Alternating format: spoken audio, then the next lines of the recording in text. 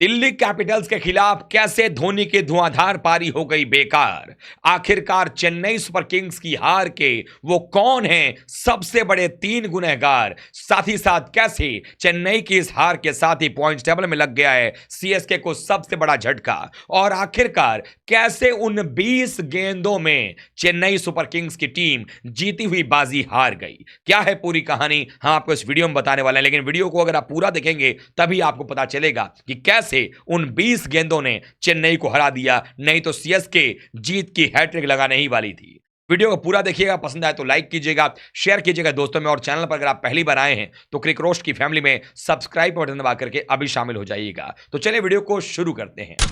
दरअसल Chennai super Kings अपने घर से बाहर वाइजैग में गई।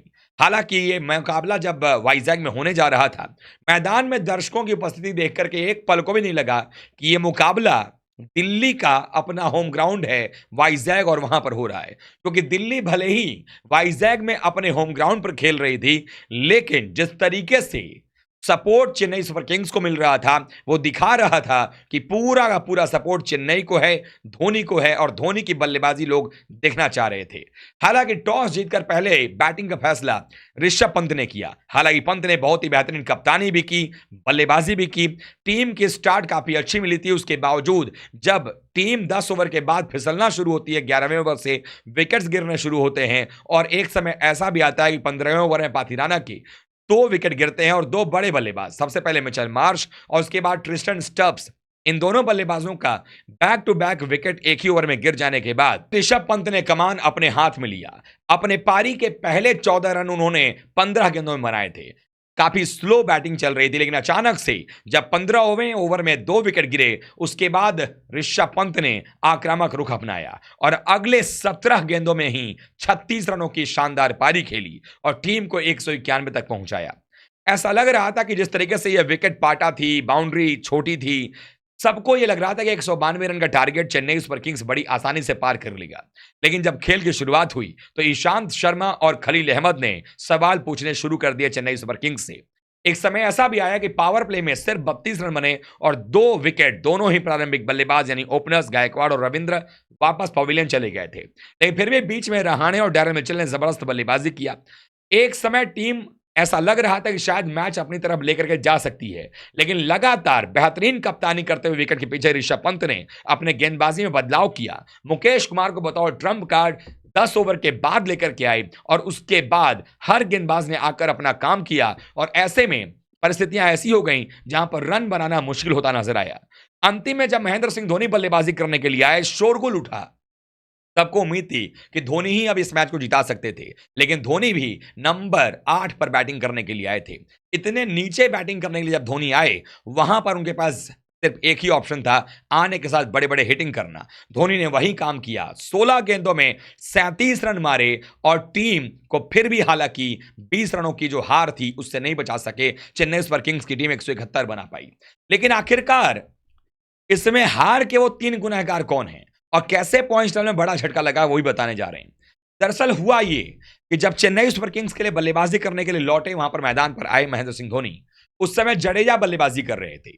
जडेजा मानो कि स्लो बैटिंग करने के लिए ही आए थे, लगातार धीमी बल्लेबाजी करते हैं, और पूरे बल्लेबाजी में अगर देखा जाए तो 3 ऐसे गुनहगार रहे, या यूं कहें 3 ऐसे बल्लेबाज रहे जिनकी धीमी बल्लेबाजी चेन्नई सुपर किंग्स को हार के रूप में खामियाजा भुगतने पर मजबूर करती नजर आई। सबसे पहले कल्प्रिट रहे रचिन रविंद्रा, जिनके बारे में माना जाता है कि लगातार वो रन बनाते हैं, तेजी से खेलते हैं। हालांकि उन्होंने इसके पहले दोनों मैच में किया भी था, लेकिन वो होम ग्राउंड था चेन्नई का चेपॉक। लेकिन जैसे ही वाइजैग में पहुंचे, रचिन रविंद्रा को सांप सूंघ गया। ईशांत शर्मा और खलील अहमद की गेंदें उनको समझ नहीं आई और आखिरकार 12 गेंदों में सिर्फ 2 रन बना करके वो चलते बने। उसके बाद शिवम दुबे जो कि अपनी आक्रामक शैली फास्टेस्ट 50 बनाने के लिए जाने जाते हैं, उनके बल्ले से 17 गेंदों में सिर्फ 18 रन निकल पाए। और उसके बाद जडेजा ने जो बल्लेबाजी किया, उनके बल्ले से भी रन निकलने का नाम नहीं ले रहे थे, और जडेजा की बल्लेबाजी की बात करें तो उन्होंने भी 17 गेंद में सिर्फ 21 बनाए। अगर इन तीनों बल्लेबाजों के परिस्थितियों, पोजीशन और मौके की जो जरूरत थी, जो नजाकत थी, उसके हिसाब से देखा जाए तो रचिन रविंद्रा को 2 गेंदों में 2 रन तो एटलीस्ट बना ही लेने चाहिए थे। ऐसे में वो 12 गेंदें जो उन्होंने खेली, उसमें से 10 गेंदें बचाई जा सकती थी, तो 10 गेंद वहां पर बचती। 17 गेंदों में 18 बनाने वाले शिवम दुबे अगर अपने रेपुटेशन के हिसाब से खेलते तो शायद वो 18 रन 12 गेंदों में बना सकते थे, जिसको कि आप लोग ही मानेंगे। ऐसे में वहां 5 गेंदें और बच जाती, यानी हो गए 15 गेंदें। और जडेजा की बल्लेबाजी जिस पोजीशन पर वो आए थे बैटिंग करने के लिए, नंबर 5 के ऊपर में, अगर उसकी बल्लेबाजी की जाए तो 3 4 5 6 7, यानी नंबर 7 पर बैटिंग करने के लिए आए थे जब 5वां विकेट गिरा था। उस समय में 17 बॉल में 21 रन कहीं से भी जस्टिफाई नहीं लगता है। ऐसे में अगर ये रन भी उनके 12 में 21 आए होते तो 5 गेंदें यहां बचती, यानी कि इन 3 बल्लेबाजों ने आपस में 20 गेंदें खराब की। सोचें जरा कि अगर धोनी 16 गेंद में 37 बना सकते हैं तो क्या वो 20 गेंदें जो बचती, क्या उन 20 गेंदों में 20 रन से जो हारी है चेन्नई, क्या वो नहीं जीत पाती? आप भी मानेंगे कि बिल्कुल जीत जाती। एटलीस्ट अगर 10 गेंदें भी बचाते तो शायद वो जो 20 रन की हार है वो 20 रन की हार नहीं होती। 10 गेंद में 20 रन बना करके धोनी इतनी क्षमता तो रखते हैं और उन्होंने दिखाया भी है कि वो मैच जिता सकते थे, लेकिन गेंदें बची नहीं और ऐसे में 20 रनों की हार होती हुई नजर आई। ये पॉइंट्स टेबल तो पुराना है जिसमें चेन्नई नंबर 1 पर दिख रही, कोलकाता 2 पर दिख रही है, लेकिन दिन में 2 मुकाबले खेले गए। पहले मैच में एसआरएच अपने घर से जैसे ही बाहर निकली, गुजरात टाइटंस ने उसको पीट दिया। उसके बाद चेन्नई सुपर किंग्स को दिल्ली ने हराया, लेकिन फायदा किसका हुआ? कोलकाता नाइट राइडर्स का। अब आपको जो हम आपको पॉइंट्स टेबल जो दिखा रहे हैं, आपको पॉइंट्स टेबल दिखाएंगे, उससे एक अंदाजा लगेगा कि अब क्या है। ये जरा देखिए अपने पॉइंट्स टेबल। केकेआर की टीम इस समय टॉप पर है, नंबर 1 पर आ गई है और इस समय अगर देखा जाए तो 2 मैच में 2 जीत के साथ 4 अंक हैं, 1.05 नेट रन रेट के साथ ऊपर में है। जब चेन्नई की 20 रन की हार की वजह से उनका जो नेट रन रेट था प्लस में 1.98 था, वो नुकसान 1 का हो गया है और 0.980 रह गया उनका। 3 मैच में 2 जीत 1 हार।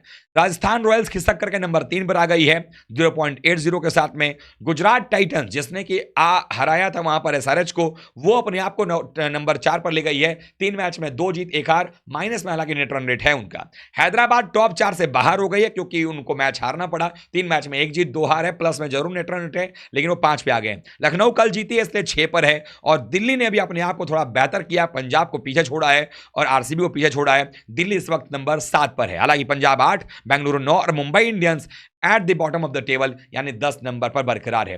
तो ये जो झटका लगा हुआ है वो दिखा रहा है कि काश अगर वो गलती ना की गई होती उन 3 बल्लेबाजों के द्वारा, तो धोनी ने जो बल्लेबाजी जिस तरीके से किया है, प्रशंसनीय बल्लेबाजी रही, आक्रामक धुआंधार बल्लेबाजी रही, तो निश्चित रूप से महेंद्र सिंह धोनी की जो ये टीम है चेन्नई सुपर किंग्स, इस मैच को जीत करके पहली टीम बनती है इस टूर्नामेंट में जो जीत की हैट्रिक लगा पाती। आप क्या सोचते हैं? क्या पॉइंट्स में जो झटका लगा है और जिस तरीके से परफॉर्मेंस रहा है, क्या इन तीनों बल्लेबाजों को आप दोषी मानते हैं नहीं, या इनमें से किसको मानते हैं? आप कमेंट करके बताइएगा। वीडियो को लाइक कीजिएगा, शेयर कीजिएगा और चैनल पर अगर आप पहली बार आए हैं तो क्रिक रोस्ट की फैमिली में सब्सक्राइब का बटन दबा करके अभी शामिल हो जाएगा, क्योंकि यहां पर आपको लगातार मिल रहा है आईपीएल के दौरान pre match show, mid inning show और पोस्ट मैच शो के साथ साथ रिसर्च बेस्ड कंटेंट। तो मिलते हैं किसी और वीडियो के साथ, तब तक के लिए आप सभी का बहुत बहुत धन्यवाद। थैंक यू सो मच दोस्तों।